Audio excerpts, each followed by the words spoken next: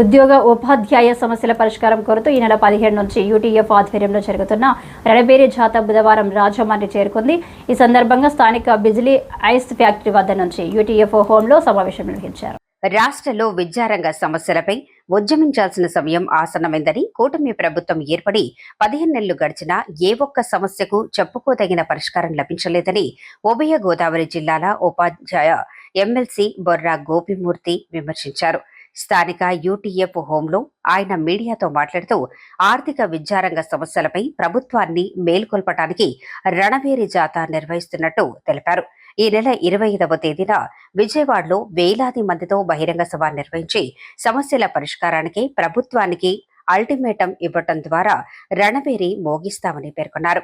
కార్యక్రమంలో యూటీఎఫ్ రాష్ట్ర కార్యదర్శులు ఎన్ అరుణకుమారి, జిల్లా కార్యదర్శులు చిలుకూరి శ్రీనివాసరావు, చక్రవర్తి, జ్యోతిబసు, ఏఎస్ఆర్ జిల్లా కార్యదర్శి కృష్ణ, ఇతర నాయకులు పాల్గొన్నారు.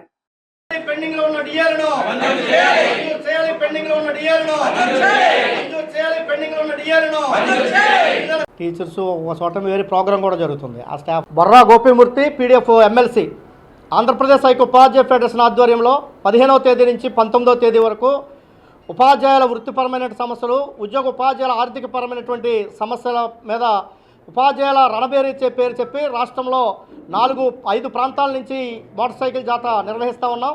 ఈ గోదావరి జిల్లాల జాత 15వ తేదీ ఉదయం కాకినాడ జిల్లా తుని ప్రాంతంలో ప్రారంభమై 3వ రోజున ఇక్కడికి రావటం జరిగింది.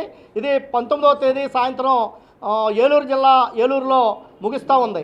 ఈ సందర్భంగా మేము ఈ ప్రభుత్వాన్ని కోరేది, డిమాండ్ చేసేది ఏంటంటే, ప్రభుత్వ పాఠశాలలో పనిచేస్తున్నటువంటి పేద విద్యార్థులకి నాణ్యమైనటువంటి విద్య అందిస్తూ ఉపాధ్యాయుల్ని ఆ బోధనకు మాత్రమే పరిమితం చేయాలని చెప్పి ఈ ప్రభుత్వాన్ని కోరుతా ఉన్నాం. చెప్పిన పాఠాన్ని బట్టే ఆ దేశ భవిష్యత్తు ఆధారపడి ఉంటుంది అని చెప్పని కొఠారీ కమిషన్ చెప్పిన దానికి పూర్తి న్యాయం చేసేటువంటి పరిస్థితులు ఈ రోజున పాఠశాలల్లో కనిపించట్లేదు.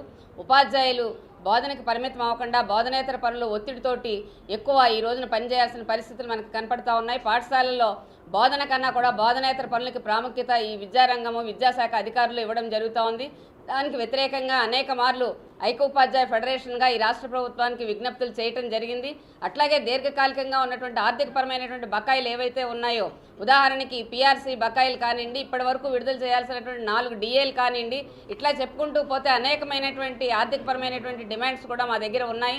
వీటిలన్నింటి పరిష్కారం కోసం కూడా మేము ఈ జాతా నిర్వహిస్తూ గ్రౌండ్ లెవెల్లో పాఠశాలలో మేము చెప్పిన సమస్యలు కాకుండా మరిన్ని సమస్యలు మాకు కనపడతా ఉన్నాయి. ఇవన్నీ కూడా క్రోడీకరించి రాష్ట్ర ప్రభుత్వానికి పీడిఎఫ్ ఎమ్మెల్సీ ద్వారా, అలాగే ఐక్య ఉపాధ్యాయ ఫెడరేషన్ ద్వారా కూడా మేము అందించబోతాం.